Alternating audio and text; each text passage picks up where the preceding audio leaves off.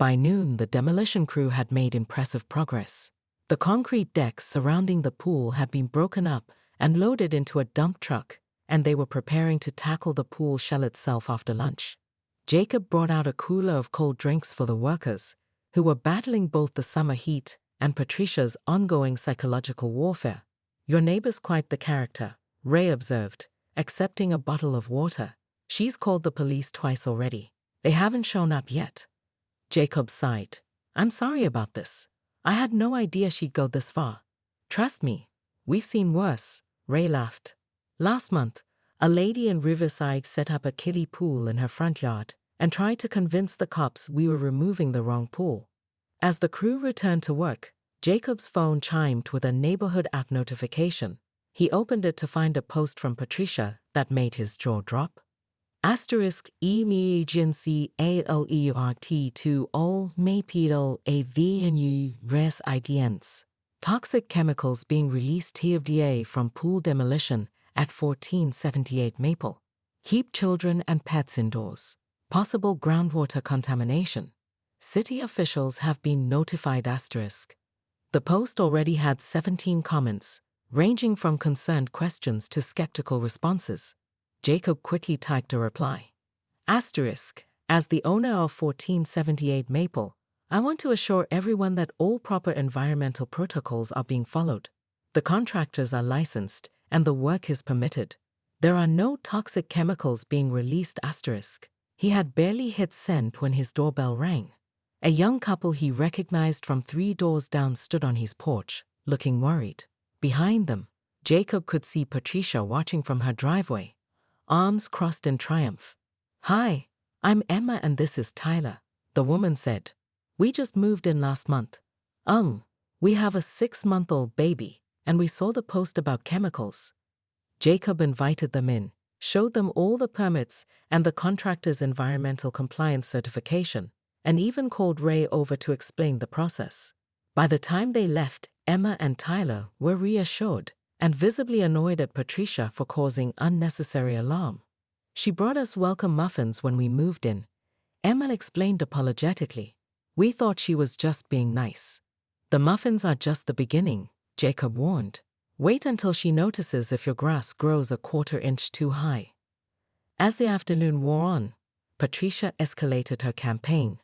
Jacob spotted her walking up and down the street, distributing flyers to anyone who passed by. Curious, he intercepted a dog walker who'd been given one. "Mind if I see that?" he asked. The flyer featured a badly photoshopped image of what appeared to be his backyard, transformed into a toxic waste dump, complete with green sludge and warning symbols. The headline read, "The Future of Maple Avenue." In smaller text, "Property values projected to drop 30% due to irresponsible homeowner actions. Emergency neighborhood meeting tonight." Jacob was folding the flyer when his phone rang. It was Councilman Phillips himself. "Mr. Harrison, this is Councilman Phillips. I understand there's some concern about a pool removal at your address." Jacob took a deep breath. "Let me guess, Patricia Wilcox called you?" "Actually," the councilman said with a hint of amusement, "she's called my office 7 times today. My assistant finally put her through when she claimed there was an environmental emergency. Is there anything I should be concerned about?" "Only the mental health of my neighbor," Jacob replied, watching as Patricia now appeared to be taking photos of the workers' license plates. "Ah," said the councilman knowingly. "Say no more. I'm quite familiar with Mrs. Wilcox's civic enthusiasm." The 911 dispatcher, to her credit, remained professional despite the unusual nature of the call. "Let me confirm, sir. You have a neighbor who's trespassing, refusing to leave your property, and has chained herself to a piece of metal in your demolished pool while live streaming." "That's correct," Jacob replied, watching Patricia launch into what appeared to be the chorus of Splish Splash while waving dramatically to her iPad camera. "Officers are on their way. Please don't approach the individual." Jacob had no intention of getting any closer to Patricia, who had now switched to reciting what sounded like passages from a swimming pool maintenance manual, punctuated by occasional sobs about the death of neighborhood aesthetics. The construction crew had gathered a safe distance away, passing around bags of chips and taking occasional photos. Ray approached Jacob with an apologetic expression. "Boss, I hate to bring this up, but we're on the clock, and we can't work with her down there. If this takes much longer." Jacob nodded. "I understand. I'll cover the extra time. You guys have been amazing through all this." One of the younger workers raised his hand tentatively. Mr. Harrison? This might sound weird, but could I get a selfie with her in the background? My brother runs a TikTok channel about construction nightmares, and this is definitely going viral material." Before Jacob could answer, Patricia's performance reached new theatrical heights. She had somehow produced an actual pool floaty, a bright pink flamingo, from her designer handbag, and was attempting to inflate it while still clutching the rebar. For posterity, she shouted toward her iPad, "Future generations will know what once was here." The absurdity of the situation struck Jacob suddenly. Here was a 60-something woman in an evening gown, swimming goggles, and designer muddy shoes, trying to inflate a pool floaty in the wreckage of a concrete pit while live streaming to 11 people. He couldn't help it. He started laughing. His laughter seemed to fuel Patricia's indignation. "You think this is funny? My husband's law firm will bury you in so many lawsuits you'll need a snorkel just to see daylight." Jacob managed to compose himself. "Patricia, your husband is a podiatrist." She waved this factual correction away. "He knows people who know lawyers." A small crowd of neighbors had begun to gather at the edge of the property, drawn by the spectacle. Mrs. Gonzalez was openly recording the scene, while Bob and Carol whispered to each other in disbelief. The mysterious Lawrence from the real estate appraisal company had somehow reappeared and was taking notes with an expression of professional detachment. "This is actually quite fascinating from a property dispute perspective," Lawrence muttered to no one in particular.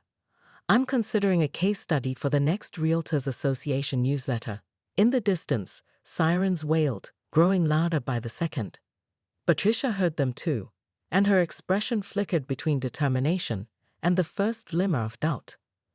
"Patricia," Jacob called, making one final attempt at reason. "It's not too late to climb out of there and go home. The police don't need to be involved." For a moment, just a brief moment, Jacob thought he saw hesitation in her eyes. Then her husband called, the sirens drew closer, and Patricia Wilcox made her choice, doubling down on what would soon become neighborhood legend. "I am prepared to be a martyr for proper property values," she declared, wrapping both arms around the rebar and beginning what appeared to be an impromptu speech about the sacred covenant of suburban aesthetics. The first police cruiser pulled up to the curb. Jacob watched the drone hover over his property, its camera clearly aimed at the demolition site. He'd had enough. With a quick call to Officer Ramirez, Holt left his card after the second false complaint. Jacob learned that flying a drone over private property without permission was, in fact, a violation of local ordinances. Within 20 minutes, Officer Ramirez was at Patricia's door. Jacob couldn't hear the conversation, but the drone disappeared from the sky shortly thereafter, and Patricia's face appeared at her second-story window, glaring down at him with undisguised fury. "Think that'll stop her?" Ray asked, wiping mud from his boots. "Not a chance," Jacob replied, "but it might slow her down for an hour or two." He was wrong. It slowed her down for exactly 37 minutes, the time it took Patricia to drive to the local hardware store and return with what appeared to be every no trespassing and private property sign they carried. One by one, she hammered them into her lawn along the property line, creating a bizarre picket fence of yellow warnings, all facing Jacob's yard. Mrs. Gonzalez texted from across the street. Asterisk, is she building a spite fence of signs? Asterisk. Asterisk apparently. Asterisk Jacob replied. Asterisk she's moved on from water warfare to psychological warfare. Asterisk. The signs were just the beginning. By mid-afternoon, Patricia had set up what could only be described as a surveillance station on her patio. 3 lawn chairs, a patio umbrella, a cooler, and binoculars. She'd invited 2 friends, women Jacob recognized from her bridge club, to join her vigil. They sat sipping what looked suspiciously like margaritas while documenting the demolition in progress. "You've got groupies," Ray joked, nodding toward the women who now appeared to be scoring each jackhammer strike like Olympic judges, holding up handwritten scorecards. Jacob was about to respond when something unexpected happened. From the corner of his eye, he spotted Patricia rushing inside, her friends following quickly. Moments later, he understood why. A sleek black sedan had pulled up in front of his house, and out stepped Councilman Phillips himself. "Mr. Harrison," the councilman called, picking his way carefully around the construction debris. "I thought I'd stop by and see this environmental disaster for myself." Jacob met him at the edge of the work area and shook his hand. "I appreciate you taking the time, Councilman. As you can see, it's a standard pool removal, all by the book." Phillips surveyed the scene, nodding appreciatively at the orderly way the crew was handling the debris. "Looks perfectly fine to me. In fact, we've been encouraging residents to consider more water-wise landscaping. What are your plans for the space afterward?" As Jacob explained his vision for native plants and a water-efficient garden, he noticed Patricia's curtains twitching frantically. The councilman's presence was clearly not the intervention she'd hoped for. "Well, everything seems in order here," Phillips concluded. "I'll have my office make a note that the proper permits are in place and environmental protocols are being followed. That should help with any further complaints." He handed Jacob his business card. "Call me directly if you encounter any more unusual obstacles. We want to encourage responsible homeowners like yourself." As the councilman's car pulled away, Jacob felt a moment of relief. Perhaps this official visit would put an end to Patricia's campaign. That optimism lasted precisely 4 minutes, the time it took Patricia to storm out of her house and march to the property line, phone pressed to her ear. "Yes, I need to speak to the EPA immediately," she practically shouted. "I'd like to report an environmental violation that the local authorities are refusing to address." Ray sidled up beside Jacob, munching on an apple. "EPA, huh? She's going federal now." "Gotta admire her commitment to the cause." Jacob sighed.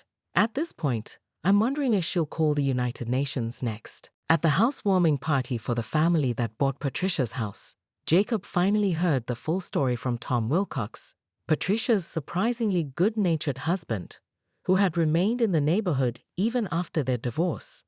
"The country club was just the last straw," Tom explained, sipping his beer as they stood admiring the now flourishing garden that had replaced the pool.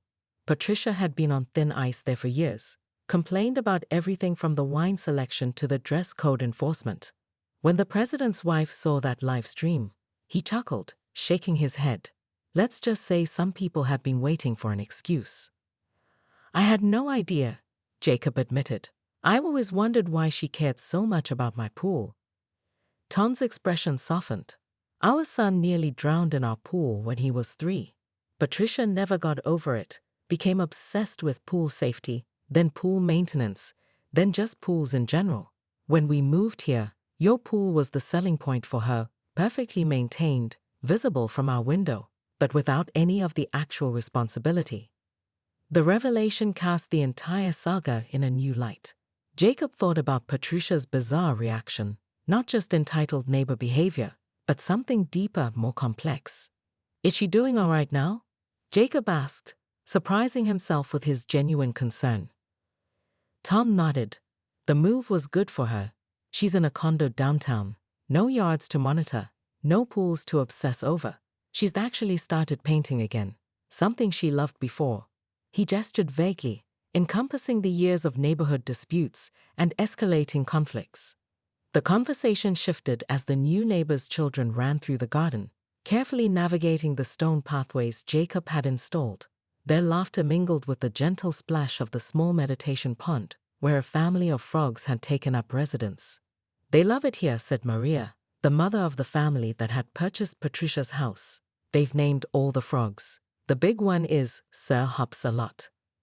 The transformation of the neighborhood was remarkable. What had once been a street of polite but distant neighbors had become a true community, drawn together initially by the spectacle of Patricia's last stand, but sustained by something more meaningful. The native plant gardening had caught on. 3 other families had converted portions of their water-hungry lawns to drought-resistant landscapes, with Jacob happily sharing cuttings and advice. Even more surprising was the small plaque that arrived by mail 6 months after Patricia left. It was a tasteful bronze marker reading simply, Wilcox Garden View, established 2025. The accompanying note, in Patricia's unmistakable handwriting, said only, "Some traditions are worth preserving. Others need updating. The view is better now." Jacob installed the plaque by the garden entrance. It became a conversation piece, prompting him to tell the story, which evolved over time, Patricia's sharper edges softened by understanding, the comedy tempered with compassion. Years later, when the Environmental Society presented Jacob with an award for his water conservation efforts, he spotted an elegant older woman at the back of the ceremony. Their eyes met briefly. Patricia gave a small nod of acknowledgement, and then she was gone before he could speak to her. That evening, Jacob sat in his garden with a glass of wine, watching fireflies dance among the native grasses. He raised his glass to the memory of his pool, to the neighbor who had fought so dramatically against change, and to the unexpected ways conflict sometimes leads to growth, in gardens and in people. The next morning, Jacob woke to the sound of voices in his backyard. Coffee in hand, he peered through his blinds to discover Patricia leading what appeared to be an impromptu tour around his pool. 3 other neighbors, Bob and Carol from 2 doors down, and someone Jacob didn't recognize, stood awkwardly at the edge of his property while Patricia gestured dramatically at his pool like a museum docent presenting a priceless artifact. "You see the mosaic tile border?" Patricia was saying. "That's original Tuscan craftsmanship. You simply cannot find that quality anymore." Jacob nearly spat out his coffee. The Tuscan craftsmanship was a DIY project he'd completed with his ex-wife using tiles from Home Depot during the Obama administration. He slid open his patio door, causing the small group to jump guiltily. "Good morning," Jacob said pleasantly. "I wasn't aware I was hosting an open house today." Bob and Carol had the decency to look embarrassed. The stranger, a balding man in an ill-fitting suit, stepped forward with a business card. "Lawrence Pinkerton, Pinkerton Real Estate Appraisals," he announced. "Mrs. Wilcox contacted me about conducting a neighborhood value assessment in light of the proposed modifications." Jacob took the card, his smile never wavering. "There's nothing proposed about it, Mr. Pinkerton. The pool is being removed starting Monday, and you're all currently trespassing." Patricia's nostrils flared. "I'm simply showing Lawrence how your reckless decision will impact all of us. Did you know that homes with pools sell for 12% more in this market?" 15, corrected Lawrence quietly. 15%, Patricia emphasized, as if the revised figure strengthened her position immeasurably. Jacob sipped his coffee. "Well, since I'm not selling, that statistic is about as relevant to me as the current price of tea in China." Bob and Carol mumbled apologies as they backed away, clearly wanting no part in the brewing conflict. Lawrence followed, muttering something about needing more comparables. Patricia remained, arms crossed. "My sister-in-law is on the zoning board, you know." "Fascinating," Jacob replied. "Does she also enjoy unauthorized 7 a.m. tours of other people's property?" "You're making a serious mistake," Patricia warned, her voice dropping to what she clearly thought was an ominous tone. "That pool is part of the neighborhood's visual continuity. We all bought our homes with the understanding that certain aesthetic standards would be maintained." Jacob felt a flash of genuine curiosity. "Patricia, in the 12 years I've lived here, have you ever once asked to use my pool? Has anyone from the neighborhood ever swam in it?" The question seemed to catch her off guard. "Well, no, but..." "Then why exactly do you care so much about what I do with my own backyard?" Patricia's face flushed. "Because I have to look at it. Every morning, I have my coffee in my sunroom overlooking your property. That view affects my property value and my quality of life." Jacob nodded slowly, the pieces falling into place. "I see. So this isn't about the neighborhood at all. It's about your view. It's about standards," Patricia insisted, but her eyes darted away. "And responsibility to the community." As she stalked back to her house, phone already pressed to her ear, Jacob couldn't help but wonder what Monday would bring. One thing was certain: his simple home improvement project had just become something far more complicated.